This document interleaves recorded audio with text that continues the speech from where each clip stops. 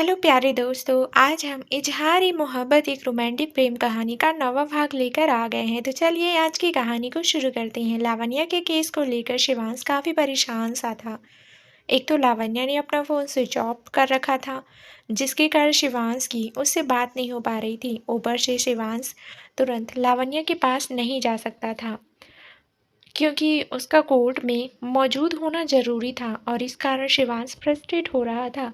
उसने रोनित से कहा, ऐसा करूं कि तुम सुबह ही यहाँ से चले जाना। तुम्हारी टिकट मैं बुक करवा दूंगा। तुम पहले पहुंचकर लावण्य से बात करो। मैं फ्री होते ही रात तक पहुंच जाऊंगा। रोहित ने सिर हिलाते हुए कहा, ओके सर। शिवांश ने तुरंत ही रोनित के लिए सुबह की फ़्लाइट बुक की और अपने लिए दोपहर की। फिर वो अपने केस की तैयारी में लग गया। बीच बीच में वो लावण्य को कॉल भी कर रहा था, लेकिन एक बार भी कॉल कनेक्ट नहीं हुआ। अगली सुबह रोनित इंडिया जाने के लिए तैयार हुआ तो उसे पता चला कि किसी वजह से उसकी फ़्लाइट डिले हो गई है। रोनित ने अपनी किस्मत को कोसते हुए कहा, डैम इट, हर बार मेरे ही साथ ऐसा क्यों होता है। जब भी बॉस मुझे कुछ ज़रूरी काम सौंपते हैं तो कोई ना कोई गड़बड़ हो ही जाती है। अब क्या करूं? बहुत सोचने के बाद रोनित ने शिवांश को कॉल किया, लेकिन उसका फ़ोन स्विच ऑफ था।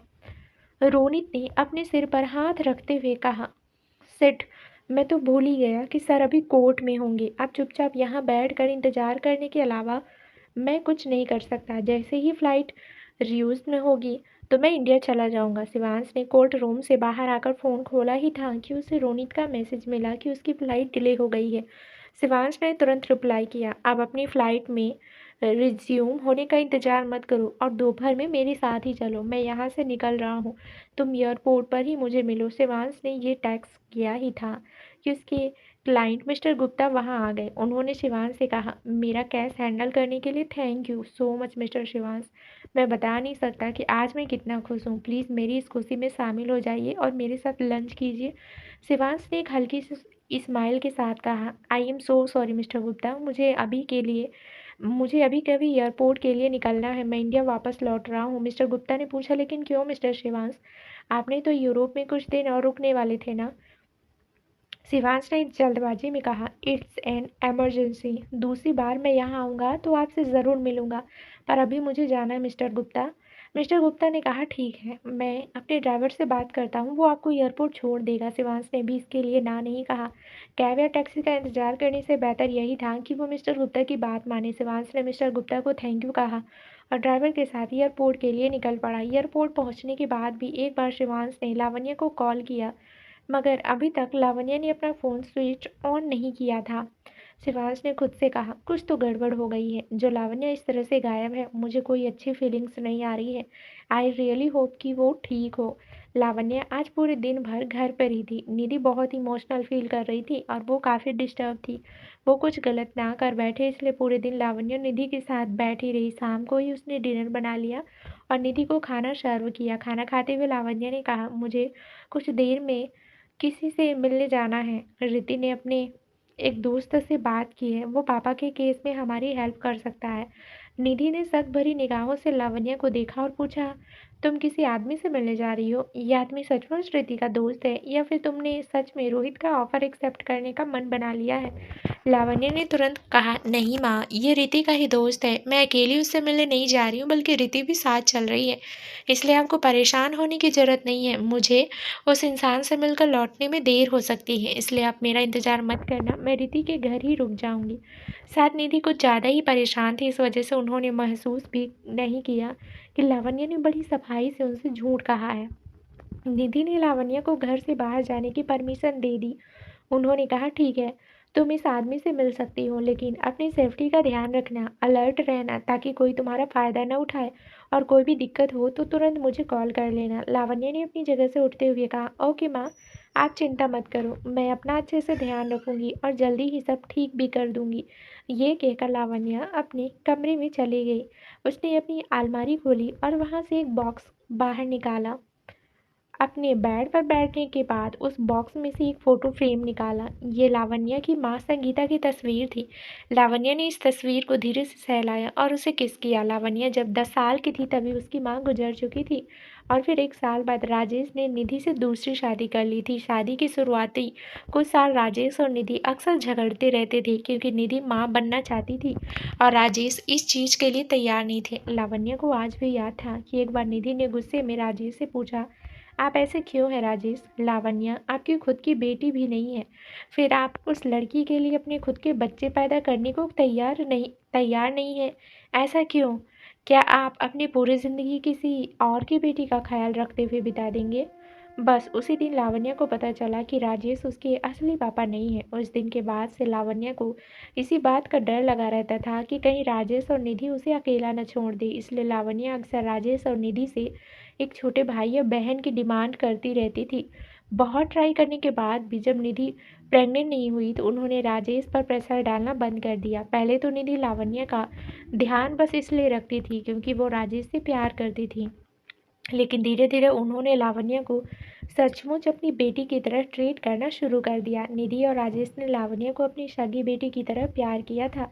यही वजह थी कि उन दोनों के लिए आज लावण्या खुद को बेचने जा रही थी। लावण्या उन्हें एक अच्छी ज़िंदगी देना चाहती थी, इसलिए वो अपना ईगो छोड़कर रोहित के आगे झुकने तक को तैयार थी। ये सब सोचकर लावण्या की आंखें भर गई। तभी निधि ने लावण्या के कमरे में आते हुए कहा, तैयार हो जाओ लावण्या, तुम्हें जाना नहीं है क्या?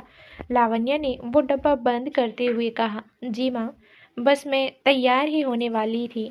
ये कहकर लावण्या जल्दी से अपनी जगह से उठ खड़ी हुई और कपड़े लेकर बाथरूम में चली गई। उसने तैयार होने में ज़्यादा मेहनत नहीं की, बस बाल बांध कर अपना पर्स उठाया और जाने के लिए तैयार हो गई। जाने से पहले लावण्या ने निधि को कसकर गले लगा लिया। निधि को ये बड़ा अटपटा सा लगा, इसलिए उन्होंने पूछा, क्या हुआ? मुझे ऐसा क्यों लग रहा है कि तुम्हारे साथ किसी तरह की ज़बरदस्ती हो रही है? अगर तुम उस इंसान से नहीं मिलना चाहती हो तो रहने दो लावण्या। लावण्या ने तो निधि को इसलिए हक किया था ताकि अपने धड़कते दिल को शांत कर सके, लेकिन निधि ने उसकी परेशानी भांप ली। वो निधि को सच नहीं बता सकती थी कि वो रोहित से मिलने जा रही है, इसलिए कोई बहाना बनाना ज़रूरी था। लावण्या ने तुरंत कहा, नहीं माँ, ऐसा कुछ भी नहीं है। मुझे लगता है कि आज के बाद हमारी सारी परेशानियाँ ख़त्म हो जाएगी। मैं थोड़ी नर्वस इसलिए हूँ क्योंकि जिस इंसान से मुझे मदद मांगनी है वो थोड़ा खतरनाक है, लेकिन एक वही है जो इस वक्त हमें रोहित से बचा सकता है। निधि ने लावण्या की इस बात पर यकीन कर लिया और उसे जल्दी से जाने को कहा। लावण्या अपार्टमेंट से बाहर तो आ गई, लेकिन कुछ देर के लिए वो बंद दरवाजे से पीठ लगाकर खड़ी रही। निधि से झूठ बोलकर लावण्या को अच्छा नहीं लगा, लेकिन इसके अलावा लावण्या के पास और कोई दूसरा रास्ता भी नहीं था। लावण्या ने फ़ोन में टाइम देखा तो शाम के 7 बज गए थे। आज मौसम काफ़ी अच्छा लग रहा था और आसमान का रंग बता रहा था कि आज बारिश होगी, लेकिन लावण्या को इस चीज़ की कोई परवाह नहीं थी। उसने एक टैक्सी बुक की और रोहित के बताए हुए एड्रेस पर पहुंच गई। रोहित के बड़े से बंगले को देखकर लावण्या ने खुद से कहा, रोहित जैसा शैतान इतनी सुंदर चीज़ें डिजर्व नहीं करता। कायदे से तो उसे एक काले खंडहर में रहना चाहिए, पर इस बात को भी झुटलाया नहीं जा सकता कि राक्षस अक्सर सुंदर महलों में ही पाए जाते हैं। बस फ़र्क इतना होता है, हर कोई उसकी हकीकत नहीं जानता। एक गहरी सांस लेकर लावण्या ने बंगले में एंट्री की। ऑलरेडी सारे दरवाजे खुले हुए थे, मानो यहाँ लावण्या का ही इंतजार हो रहा था। ये महसूस होते ही लावण्या का दिल तेजी से धड़कने लगा। लिविंग रूम में पहुंचकर लावण्या ने देखा कि रोहित एक काउच पर बैठा हुआ, हाथ में वाइन लिए बस उसी की राह देख रहा है। रोहित ने एक कस्टम मेड 3 पीस सूट पहना हुआ था, लेकिन लिविंग रूम की कलरफुल लाइट रोहित के चेहरे पर पड़ रही थी, जिसमें जिससे वो बहुत हैंडसम लग रहा था। अगर पहले की बात होती तो लावण्या प्यार भरी नज़रों से रोहित को निहार रही होती, लेकिन अब उसे रोहित को देखकर सिर्फ घृणा आती थी। लावण्या को देखते ही रोहित ने सवाल किया, पूरे दिन भर से कहाँ थी तुम? मैंने ना जाने कितनी बार तुम्हें कॉल किया, फ़ोन स्विच ऑफ क्यों था तुम्हारा? लावण्या ने इस बात का कोई जवाब नहीं दिया, बस चुपचाप अपनी जगह पर खड़ी रही। रोहित ने भी कुछ देर लावण्या के जवाब का इंतजार किया, लेकिन जब उसने देखा कि लावण्या कुछ नहीं कहना चाहती है, तो रोहित ने वाइन का गिलास टेबल पर रखा और खड़ा होकर लावण्या के करीब आ गया। उसने बड़े प्यार से लावण्या से कहा, चलो साथ में डिनर करते हैं, मैंने अपने हाथों से तुम्हारे लिए खाना बनाया है। लावण्या ने शांत लहजे में कहा। उसकी कोई जरूरत नहीं थी रोहित, तुम्हें दिखावा करने की ज्यादा जरूरत नहीं है। रोहित ने फीकी हंसी हंसते हुए कहा, ऑफ कोर्स, अब तुम्हें ये दिखावा ही तो लगेगा। आफ्टर ऑल तुम मुझसे इतनी नफरत जो करती हो, है ना लावण्या?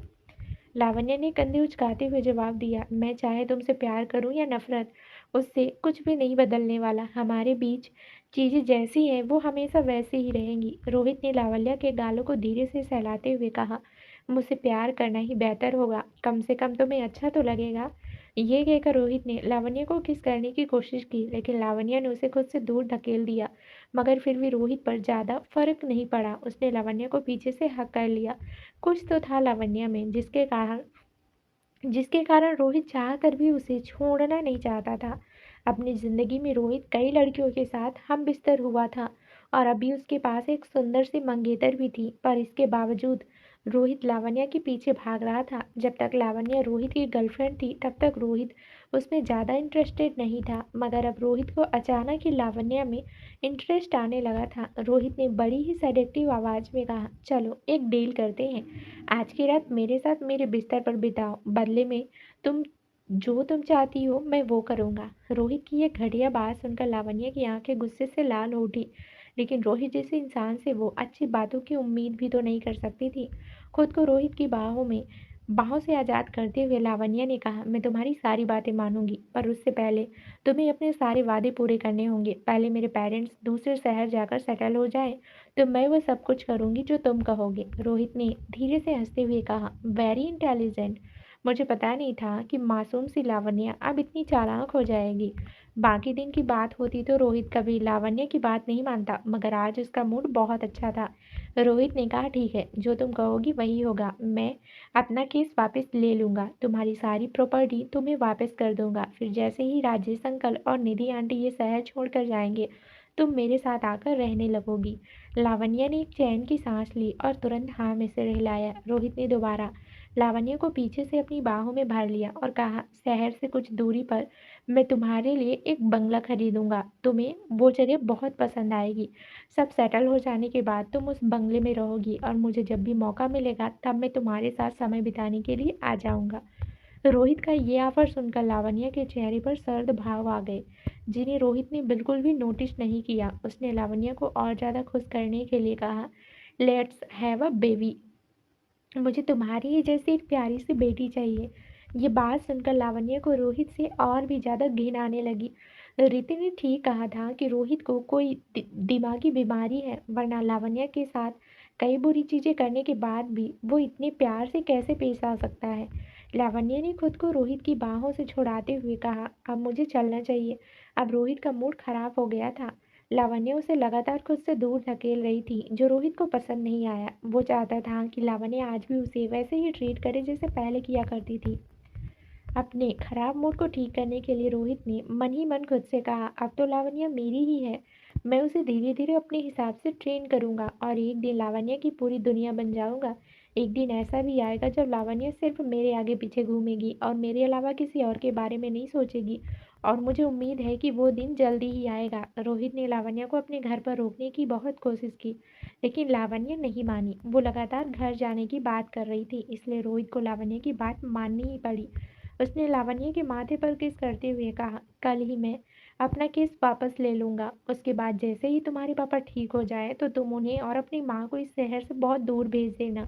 मुझे इंतजार करना पसंद नहीं, इसलिए जल्दी से सब कुछ सेटल करने के बाद अपना वादा पूरा करने के लिए मेरे पास आ जाना। लावण्या ने एक फीकी हंसी हंसते हुए बड़ी ही शर्त आवाज में कहा, तुम चिंता मत करो रोहित, हर बार की तरह इस बार भी मैं तुम्हें शिकायत का मौका नहीं दूंगी। लावण्या के एक्सप्रेशनलेस चेहरे और खाली आंखों को देखकर रोहित को अपने दिल में हल्का सा दर्द महसूस हुआ। जिन आंखों में कभी रोहित के लिए सिर्फ प्यार और फिक्र रहती थी, उन्हीं आंखों में अब या तो नफरत होती थी या खालीपन होता था।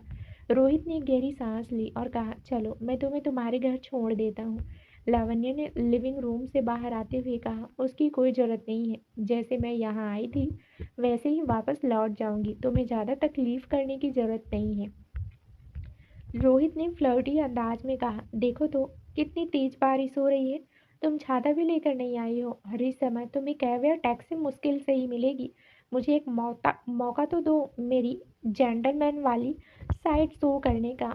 लावण्य ने सर्द लहजे में कहा, नो थैंक यू, मुझे उसकी ज़रूरत नहीं है। अपनी जेंटलमैन वाली साइड मुझसे अब छिपा कर ही रखो तो अच्छा होगा, क्योंकि तुम्हारी असलियत मुझसे बेहतर तो कोई जान ही नहीं सकता।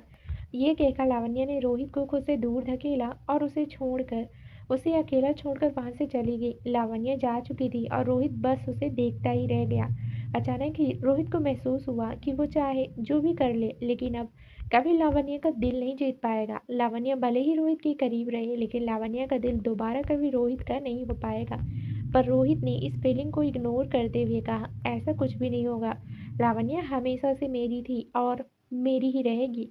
अभी बस वो मुझसे नाराज है, मगर जल्दी ही मैं लावण्य की सारी नाराजगी खत्म कर दूंगा और वो दोबारा मुझसे प्यार करने लगेगी। हम अपनी एक छोटी सी फैमिली प्लान करेंगे और 5 साल बाद शादी भी कर लेंगे।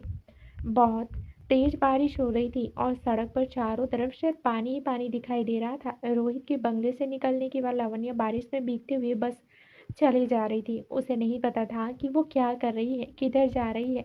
लावण्य को बस चलने से मतलब था। लावण्य काफी लंबे समय से पैदल चल रही थी और ऊपर से उसने हाई हील्स पहनी हुई थी, जिससे लावण्य चलने में मुश्किल हो रही थी। सड़क बारिश के पानी से भरी हुई थी, जिसके कारण एक जगह पर लावण्य का पांव किसी पत्थर से टकरा गया और वो नीचे गिर गई। लावण्य ने दर्द से बिलबिलाते हुए कहा, आउच, इट्स हर्ट।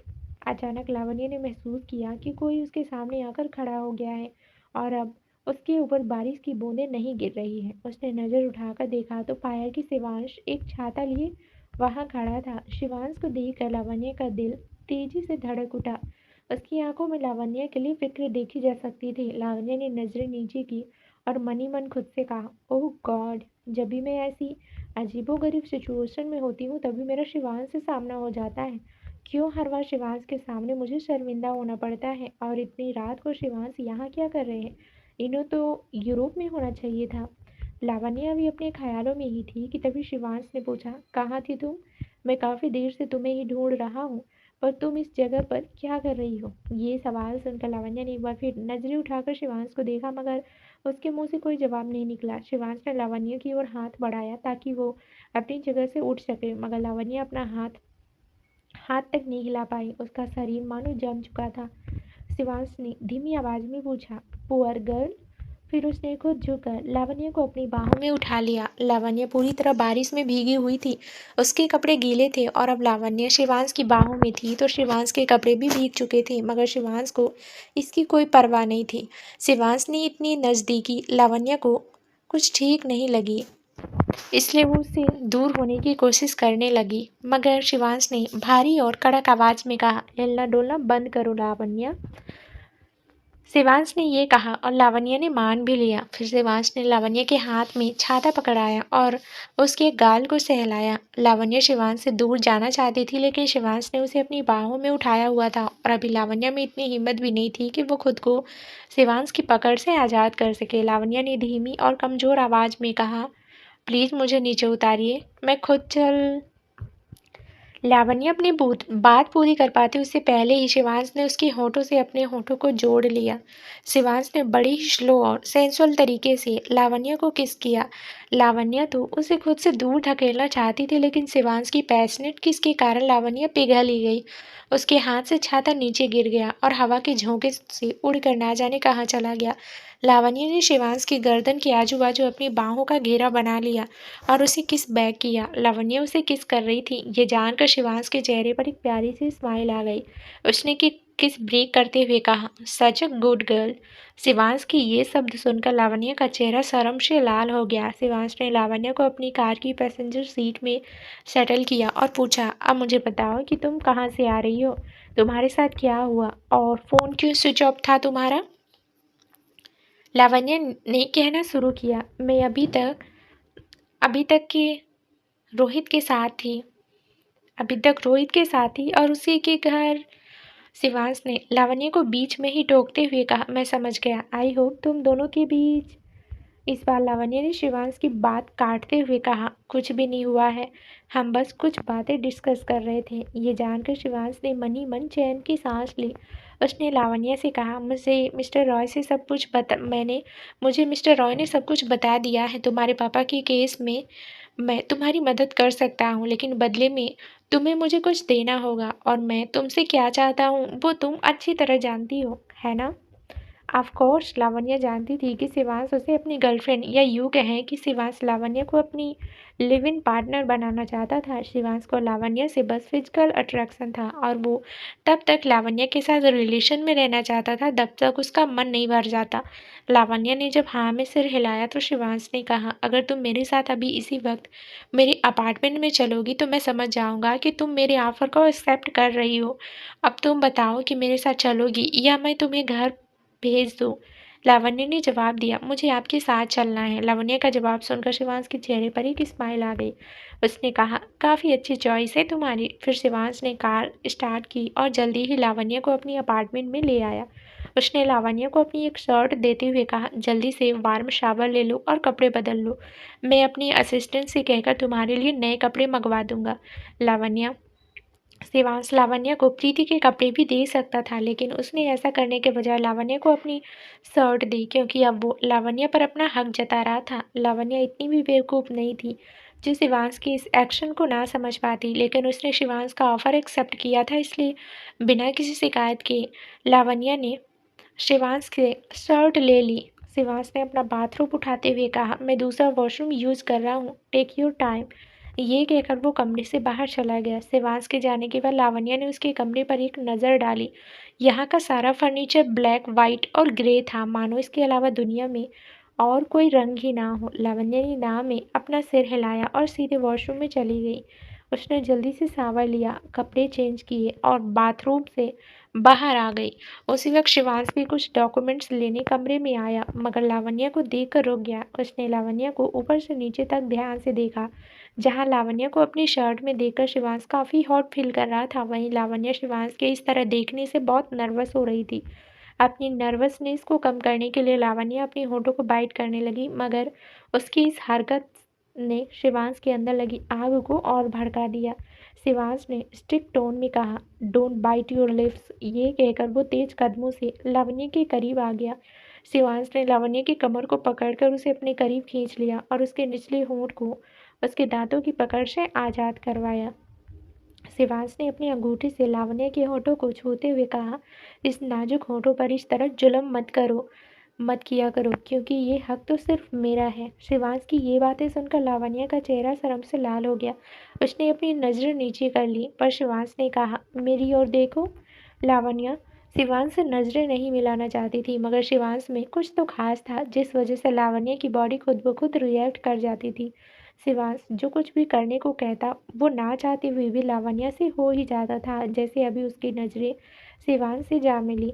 जब लावण्य ने शिवांश से नज़रें मिलाई तो शिवांश थोड़ा मुस्कुराया। उसने अपना चेहरा लावण्य के और ज़्यादा करीब कर लिया, इतना ज़्यादा कि उनके होंठ थोड़े बहुत आपस में मिल रहे थे। लावण्य को लगा कि शिवांश उसे किस करने जा रहा है, मगर ऐसा कुछ नहीं हुआ। शिवांश ने अपने होठों को लावण्य के होठों से हल्का सा टच किया और बहुत धीमी आवाज़ में उसके कान में कहा, अपनी माँ को कॉल करके बताओ कि तुम आज घर नहीं जाओगी। उन्हें तुम्हारी फिक्र हो रही होगी, क्योंकि बारिश में भीगने के कारण तुम्हारा फ़ोन काम नहीं कर रहा। शिवांश की ये बात सुनकर लावण्य होश में आई और उसने झटके से अपनी आंखें खोली। अभी जो कुछ भी हुआ उसके कारण लावण्य ब्लश कर रही थी, और उसका लाल चेहरा देखकर शिवांश के चेहरे पर एक संतुष्टि भरी मुस्कान आ गई। उसने अपना फ़ोन लावण्य की ओर बढ़ाया और कहा, ये फ़ोन लो और अपनी माँ से बात करो। लावण्य ने शिवांश को थैंक यू कहा और फ़ोन लेकर खिड़की की तरफ चली गई। उसने निधि का नंबर डायल किया और कॉल पिक होने पर बताया कि वो किसी और के नंबर से कॉल कर रही है।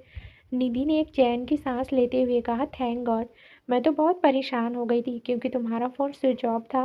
मुझे लगा कि शायद तुमने रोहित की बात मान ली है और इस समय तुम उसके साथ हो। ये सुनकर लावण्य ने अपनी आंखें कसकर बंद कर ली। ये सच ही तो था कि लावण्य रोहित की बातें मानने वाली थी, मगर शिवांश बीच में ना आया होता तो लावण्य ने रोहित के साथ कॉम्प्रोमाइज़ कर ही लिया होता। लावण्य जब चुप रही तो निधि ने पूछा, वैसे कहाँ हो तुम? रिद्धि ने किससे मिलवाया तुम्हें? बात कहाँ तक पहुँची? क्या हमें किसी तरह की मदद मिल रही है? वो अच्छा इंसान तो है ना? तुम अनकंफर्टेबल तो नहीं हो? निधि के इतने सारे सवाल सुनकर लावण्य का सिर चकरा गया। वो कुछ कहते उससे पहले ही शिवांश ने फ़ोन ले लिया। उसने कहा, hello aunty, myself Shivansh Ranawat. Lavanya इस वक्त मेरे साथ मेरे घर में है और हम मिस्टर राजेश का ही केस डिस्कस कर रहे हैं। आप चिंता मत कीजिए, लावण्या मेरे साथ बिल्कुल सेफ है। शिवांश की आवाज़ सुनकर निधि और लावण्या दोनों ही हैरान रह गए। जहाँ निधि ये सोचकर चौंक गई थी कि शिवांश उसकी मदद करने जा रहा है, वहीं लावण्या ने ये उम्मीद नहीं की थी कि शिवांश इतने खुलकर निधि से बात कर लेगा। बहुत हिम्मत करके निधि ने शिवांश से पूछा, तुम हमारी मदद क्यों कर रहे हो? रोहित तो तुम्हारी बहन का मंगेतर है, तो रोहित की साइड लेने की बजाय तुम लावण्या का साथ दे रही हो। क्या ये रोहित की कोई नई चाल है? शिवांश ने एक नज़र लावण्या को देखा और फिर निधि से पूछा, आपको ऐसा क्यों लगता है कि ये रोहित की कोई नई चाल है? निधि ने बिना ज़्यादा कुछ सोचे समझे जवाब दिया, क्योंकि रोहित कब से लावण्या को अपनी मिस्ट्रेस बनाने पर तुला हुआ है और कल जो हुआ उसके बाद तो लावण्या उसके सामने झुकने को तैयार थी। रोहित तुम्हारा रिश्तेदार है, इसलिए तुम उसकी मदद करोगे ही। शिवांश ने हंसते हुए कहा, नहीं आंटी, ऐसा कुछ भी नहीं है। अगर रोहित मेरी बहन को धोखा दे रहा है तो भला मैं उसका साथ क्यों दूंगा? रोहित को सबक सिखाने के लिए ही मैं लावण्या की मदद कर रहा हूँ, इसलिए आप चिंता मत कीजिए। शिवांश की बात में लॉजिक था, इसलिए निधि ने कहा, थैंक गॉड। मुझे तो लगा कि लावण्या ने रोहित की शर्त मान ली है और वो उससे ही मिलने गई है। शिवांश ने थोड़ी सीरियस टोन में कहा, डोंट वरी आंटी, मेरे होते हुए ऐसा कुछ नहीं होगा। Good night and take care. ये कहकर शिवांश ने तुरंत ही कॉल डिस्कनेक्ट कर दिया। रोहित और लावण्या का नाम जब साथ में लिया जाता था तो शिवांश को बहुत गुस्सा आता था। उसने लावण्या की ओर देखा जो थोड़ी नर्वस लग रही थी। उसने अपने हाथों की उंगलियों से खेलते हुए कहा, एक्चुअली वो रोहित। शिवांश ने लावण्या के होठों पर उंगली रखते हुए कहा, तुम्हारे और रोहित के बीच अब कुछ नहीं होगा। तुम अब सिर्फ मेरी हो, पर फिर भी मैं तुमसे कुछ पूछना चाहता हूँ। लावण्या ने जब सवालिया निगाहों से शिवांश की ओर देखा तो उसने पूछा, मेरी गर्लफ्रेंड बनोगी? शिवांश का ये सवाल सुनकर लावण्या ने मन ही मन खुद से कहा, शिवांश रोहित से लाख गुना बेहतर है। हालांकि ये एक लेन देन का रिश्ता है, मगर मुझे इससे कोई प्रॉब्लम नहीं। वैसे भी शिवांश और मेरे बीच ऑलरेडी काफ़ी कुछ हो चुका है, इसलिए कुछ समय रिलेशनशिप में रहना ज़्यादा बड़ी बात नहीं है। ये सोचकर उसने कहा, हाँ, मैं आपकी गर्लफ्रेंड बनने को तैयार हूँ शिवांश। लावण्य का जवाब सुनने के बाद शिवांश ने कहा, अच्छी बात है, तुम मेरी गर्लफ्रेंड हो तो इसके फायदे भी तुम्हें ज़रूर मिलेंगे। अब तुम रोहित को भूल ही जाओ, वो दोबारा तुम्हें तंग नहीं करेगा और अगर उसने ऐसा कुछ किया तो तुम मुझे बताना, मैं उसे खुद हैंडल कर लूँगा। शिवांश की बात सुनकर लावण्य ने चैन की सांस ली और सिर हिलाते हुए कहा, थैंक यू। शिवांश ने मुस्कुराते हुए कहा, इट्स ओके, अभी तुम किचन में जाओ और अदरक वाली चाय बनाकर पी लो। मैं स्टडी रूम में कुछ काम कर रहा हूँ, इसलिए चाय पीने के बाद तुम इसी कमरे में सो जाना। ये सुनकर शिवांश स्टडी रूम में चला गया। ये कहकर लावण्या भी किचन में चली गई। लावण्या ने चाय बनाकर पी ली, मगर फिर उसे याद आया कि उसके कारण शिवांश भी बारिश में भीग गया था, इसलिए लावण्या ने एक कप चाय और बनाई और उसे लेकर शिवांश के स्टडी रूम की ओर चल पड़ी। स्टडी रूम का दरवाज़ा खुला था, पर फिर भी लावण्य ने दरवाज़ा खटखटाया। शिवांश किसी से फ़ोन पर बात कर रहा था, इसलिए उसने इशारे से ही लावण्य को अंदर आने को कहा। अंदर आकर लावण्य ने चाय का कप टेबल पर रखा और जाने लगी, मगर शिवांश ने उसका हाथ पकड़कर अपनी ओर खींचा, जिस वजह से लावण्य शिवांश की गोद में जा गिरी। लावण्य ने फुसफुसाते हुए कहा, शिवांश छोड़िए मुझे। शिवांश ने भी धीमी आवाज़ में लावण्य से कहा, शांति से बैठ ही रहो, मैं एक इम्पॉर्टेंट कॉल कर रहा हूँ, इसलिए तुम्हारी आवाज़ बाहर नहीं आनी चाहिए। शिवांश की बात मानकर लावण्य चुपचाप बैठ गई। लावण्य ने सोचा कि शायद कॉल के बाद शिवांश को उससे कुछ ज़रूरी बात करनी है, मगर ऐसा कुछ भी नहीं था। एक तरफ शिवांश फ़ोन पर बातें कर रहा था और दूसरी तरफ वो लावण्य को काफ़ी इंटीमेट तरीके से छू रहा था। लावण्य शिवांश को नहीं रोक सकती थी, क्योंकि शिवांश की गर्लफ्रेंड बनकर उसने अपना शरीर पूरी तरह शिवांश को सौंप दिया था। लावण्य की तरफ से कोई रेजिस्टेंस ना पाकर शिवांश ने बहुत तरीके से लावण्य के पैरों को सहलाया और वहां से होते हुए उसकी कमर को पिंच किया। लावण्य को शिवांश की इस हरकत पर बहुत गुस्सा आया, इसलिए उसने शिवांश के कंधे को बाइट कर लिया, मगर शिवांश को इससे कोई फर्क भी नहीं पड़ा। लावण्य आगे कुछ कर पाती इससे पहले ही उसने शिवांश को कहते हुए सुना, जी मिस्टर रॉय, अब ये केस मैं ही हैंडल करूँगा। मैंने लावण्य से इस बारे में बात कर ली है और वो अभी मेरे साथ ही है। क्या आप अभी लावण्य से बात करना चाहेंगे? मिस्टर रॉय ने शिवांश को छेड़ते हुए कहा, ओहो, कोई तो बड़ी स्पीड में सारे काम कर रहा है, मगर आकाश को ये पता चल गया तो बेचारा रोने लगेगा। शिवांश ने हंसते हुए कहा, नहीं नहीं, वो इतना भी नाजुक नहीं है। शिवांश की बात सुनकर मिस्टर रॉय भी हंस पड़े। उन्होंने शिवांश से थोड़ी बहुत बातचीत की और कॉल डिस्कनेक्ट कर दिया। फिर शिवांश ने लावण्य से पूछा, तुम अभी तक सोई क्यों नहीं? लावण्य ने जवाब दिया, मैं बस यहाँ तुम्हें चाय देने आई थी, लेकिन आपने मुझे वापस जाने ही नहीं दिया। लावण्य की बात सुनकर शिवांश ने टेबल पर रखा चाय का कप उठाया और एक ही सांस में पूरी चाय पी गया। उसने लावण्य के हाथ में कप थमाते हुए कहा, थैंक यू, अब तुम जाकर सो जाओ, मैं कुछ देर में तुम्हें ज्वाइन करूँगा। लावण्य बिना कुछ कहे चाय का कप लेकर स्टडी रूम से बाहर आ गई। वो नर्वस निगाहों से शिवांश के बेडरूम को देख रही थी। आज वो और शिवांश बेड शेयर करने जा रहे थे, जो लावण्य के लिए तो बहुत ज़्यादा ऑकवर्ड था, मगर उसे ये करना था क्योंकि अब ना बोलने के लिए बहुत देर हो चुकी थी। एक गहरी सांस लेकर लावण्य ने खुद से कहा, लेट्स डू इट लावण्य, तुम पहले भी एक रात शिवांश के साथ गुजार चुकी हो और अब भी बस कुछ समय के लिए तुम्हें शिवांश के साथ रहना है। शुक्र मनाओ कि ये शिवांश है, ना कि रोहित। तुम्हें इस वक्त शिवांश की ज़रूरत है, इसलिए शिवांश को नाराज ना करना ही तुम्हारे लिए बेहतर होगा। खुद को इस तरह समझाकर लावण्य बिस्तर पर लेट गई। लावण्य काफ़ी थक गई थी और उसे नींद भी आ रही थी, मगर जैसे ही उसे गहरी नींद आती वो झटके से उठ गई।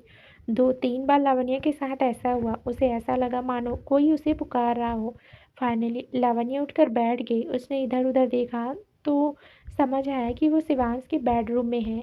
यह लावण्य के लिए नई जगह थी। ऊपर से थोड़ा स्ट्रेस भी था, इसलिए लावण्य कंफर्टेबल होकर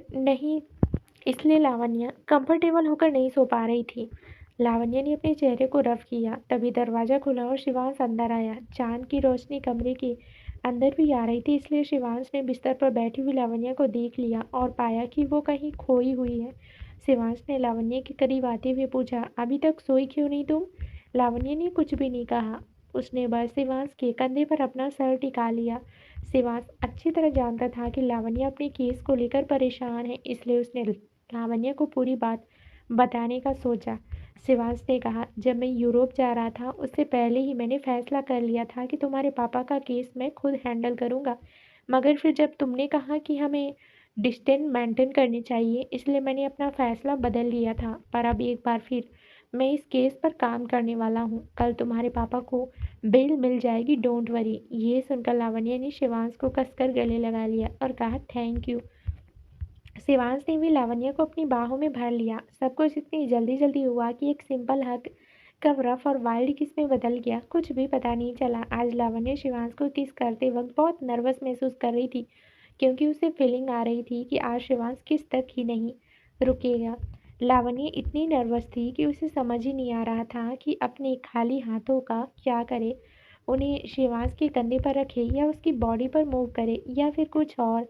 लावण्य की यह कन्फ्यूजन शिवांश को और टर्न ऑन कर रही थी। उसने एक्साइटमेंट में लावण्य का पाँव पकड़कर अपनी ओर खींचा, मगर तभी लावण्य के मुंह से एक दर्द भरी चीख निकल गई। शिवांश ने घबराते हुए पूछा, क्या हुआ? लावण्य ने अपने पाँव को रफ करते हुए कहा, हील्स पहनने के कारण पाँव में कट लग गया है, ऊपर से मैं गिर भी गई थी तो अब दुख रहा है। ये सुनकर शिवांश ने तुरंत लाइट ऑन कर ली, मगर लावण्य ने खुद को ब्लैंकेट से ढक लिया क्योंकि उसने जो शर्ट पहनी थी वो अस्त व्यस्त हो गई थी और लावण्य नहीं चाहती थी कि शिवांश उसे इस हालत में देखे।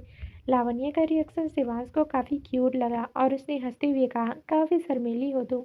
तुम्हारे इस रिएक्शन को देखकर मैं सोच रहा हूँ कि जब तुम रोहित के साथ रिलेशनशिप में थी तो पक्का तुमने उसे अपने करीब नहीं आने दिया होगा और शायद ही तुमने उसके साथ मेकआउट किया होगा।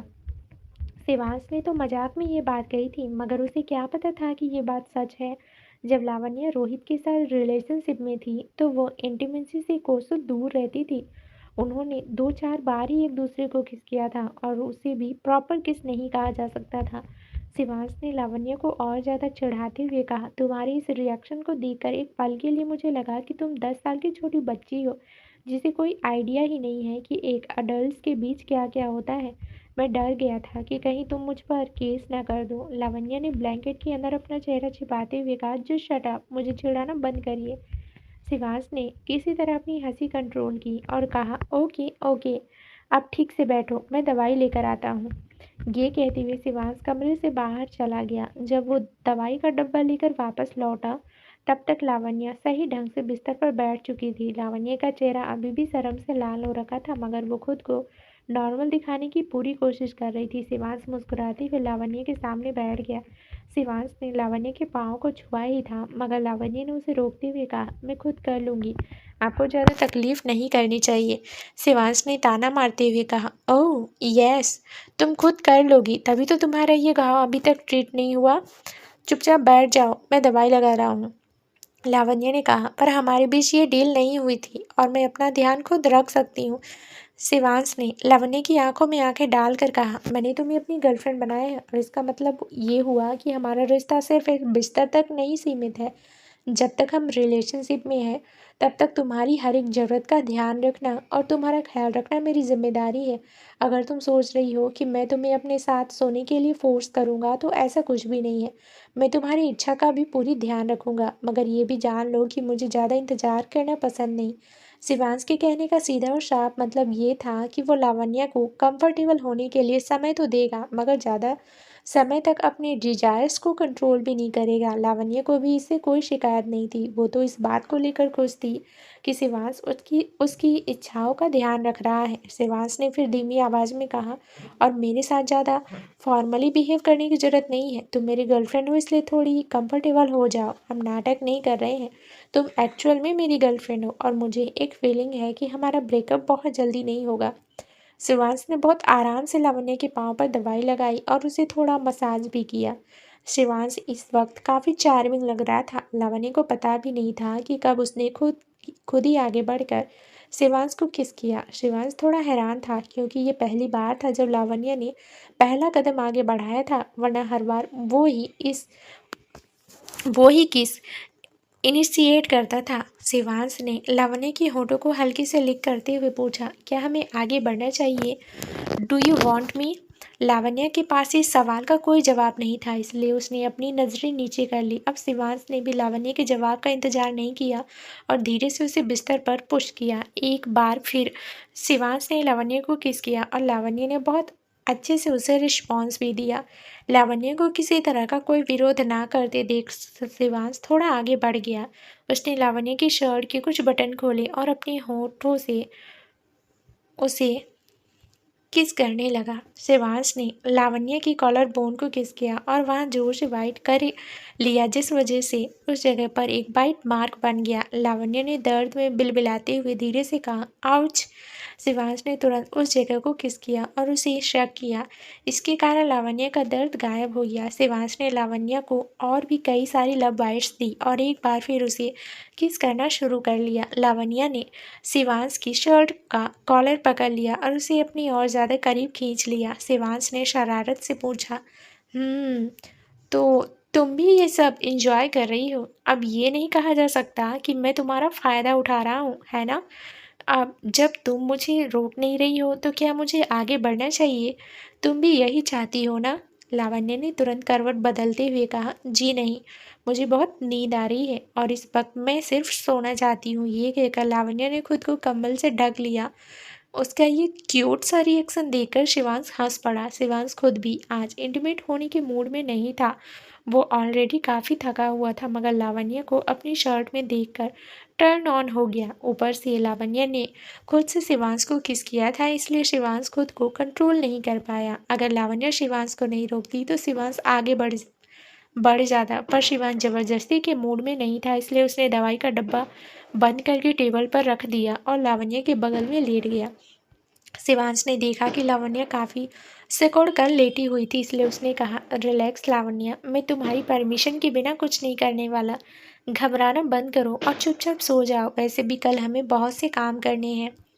लावण्य ने कहा, मुझे बेड शेयर करने की आदत नहीं है, इसलिए थोड़ा अजीब लग रहा है। मैं घबरा नहीं रही, बल्कि सोने की कोशिश कर रही हूँ। शिवांश ने गहरी सांस ली और फिर लावण्य को अपनी बाहों में खींच लिया। उसने अपनी और लावण्य की उंगलियों को वापस में उलझा लिया और लावण्य के पैरों को अपने पैरों के बीच स्ट्रैप कर लिया। लावण्या की नेक को किस करती हुई शिवांश ने कहा, अब तुम आराम से सो सकती हो क्योंकि मुझे लगता है कि अब हम दोनों को ही अच्छी नींद आने वाली है। लावण्या ने जवाब में कुछ भी नहीं कहा, वो बस अपनी सांसें रोक के लेटी रही। मगर शिवांश ने बिल्कुल सही कहा था। बहुत जल्दी ही लावण्या गहरी नींद में सो गई। शिवांश ने उसके बालों को सहलाते हुए धीरे से कहा, good night Lavanya. I hope ये रिलेशन हम दोनों के लिए ही खुशियाँ और कई सारी गुड न्यूज़ लेकर आएगा। तो दोस्तों, क्या नया होगा इस कहानी में, ये जानने के लिए इस कहानी का अगला भाग ज़रूर सुनें, जो बहुत ही जल्द इस चैनल पर प्रसारित कर दिया जाएगा। धन्यवाद दोस्तों।